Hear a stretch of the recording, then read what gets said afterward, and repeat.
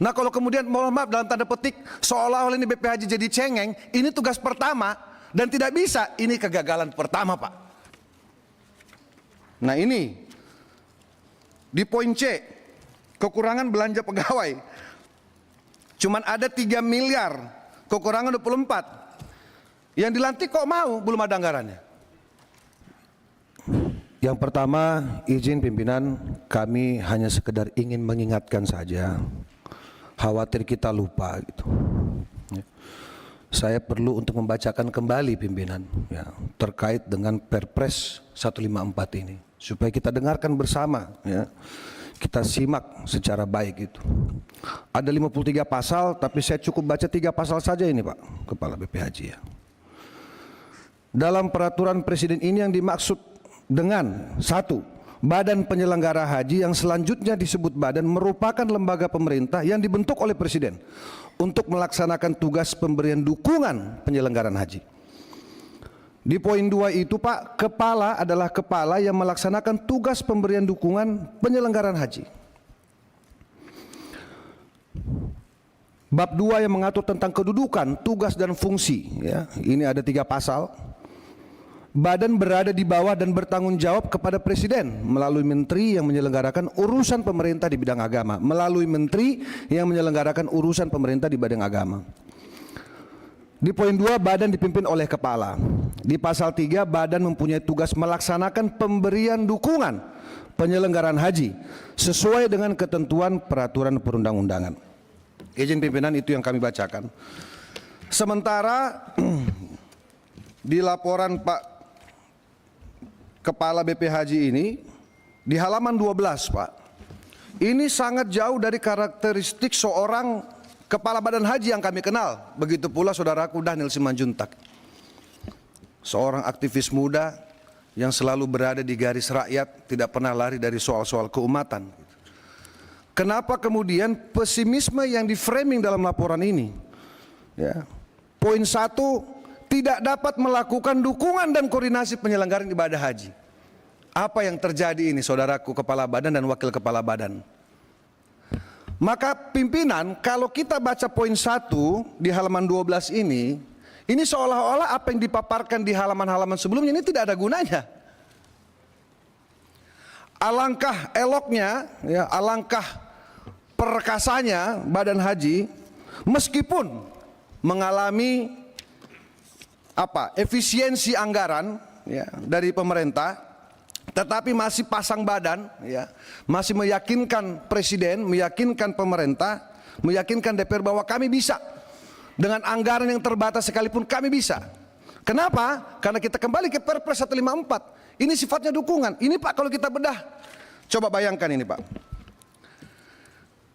Pengawasan penyelenggaraan haji yang di sini Bapak anggarkan 4,4 miliar Pak. Justru yang Bapak besarkan di layanan perkantoran.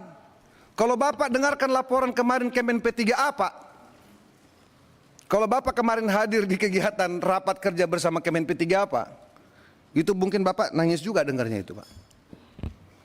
Kemen P3A setelah dikurangi dengan sekian banyak ya, anggaran yang ada, apa mereka katakan? Pak, kami akan melakukan work from home gitu. Kerja dari rumah.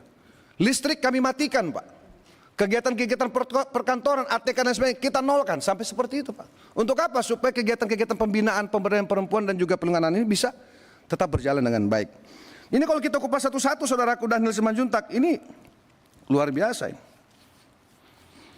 Kebetulan saya ini pernah menjadi kepala TAPD Pak di pemerintah Kota Palu gitu. Jadi menyusun anggaran ini ya kita juga nggak kosong-kosong amat gitu maksudnya. Nah ini kita belum masuk pada SOTK. Nah sehingga maksud saya Pak Kepala Badan, kami ini ingin memberikan motivasi kepada Bapak Pak. Justru DPR ini hari ini dalam rapat kerja ini ingin memberikan motivasi dan penguatan. Tentu yang disampaikan guru saya Pak Hidayat Nur Wahid tadi bahwa harus berhati-hati. Andai kata pergeseran dana yang 50 miliar diharapkan oleh Bapak ini kemudian tidak terjadi, nah kira-kira apa yang akan Bapak lakukan gitu.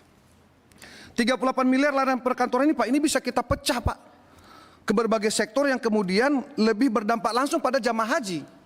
menurut saya.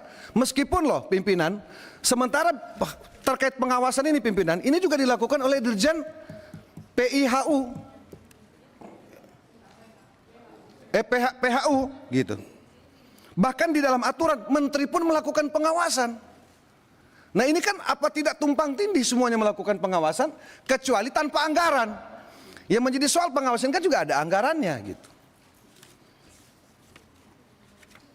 Nah ini di poin C, kekurangan belanja pegawai. Cuman ada 3 miliar, kekurangan 24. Yang dilantik kok mau, belum ada anggarannya. Belum ada anggaran kok mau dilantik, Pak? Emang nggak diskusi dulu dengan Kemenpan? Kalau saya sih nggak mau ya, Pak pimpinan izin. Dan ini jumlahnya besar sekali Pak, 24 miliar. Masa 38 miliar layanan perkantoran, Bapak nggak mau bayar gaji orang-orang Bapak yang kerja Pak. Ini ironis Pak Kepala Badan gitu. Ini waduh, berapa halaman ini kita mau bongkar semua ini Pak. Iya, kebetulan tadi bangun pagi Pak, jadi agak seger juga. Enggak, saya suka karena Pak Dhanil ini saudara saya, saudara muda saya ini memang luar biasa lah. Pak Kepala Badan nggak usah kita komen lagi karena salah satu kader terbaik yang dimiliki bangsa ini. Gitu. Tetapi Pak, kalau Bapak dengarkan hasil pertemuan kami dengan Bapak Presiden Prabowo yang dihadiri oleh seluruh pimpinan dan juga beberapa teman-teman Komisi 8 Pak Prabowo itu menaruh harapan besar loh sama BP Haji ini Pak, besar sekali Pak. Nah kalau kemudian mohon maaf dalam tanda petik seolah-olah ini BP Haji jadi cengeng, ini tugas pertama dan tidak bisa, ini kegagalan pertama Pak. Ini kegagalan pertama BP Haji Pak, dan kita tidak mau, DPR tidak mau BP Haji gagal melaksanakan tugas-tugas ini untuk melakukan pengawasan terhadap penyelenggaraan haji di 2025 Pak.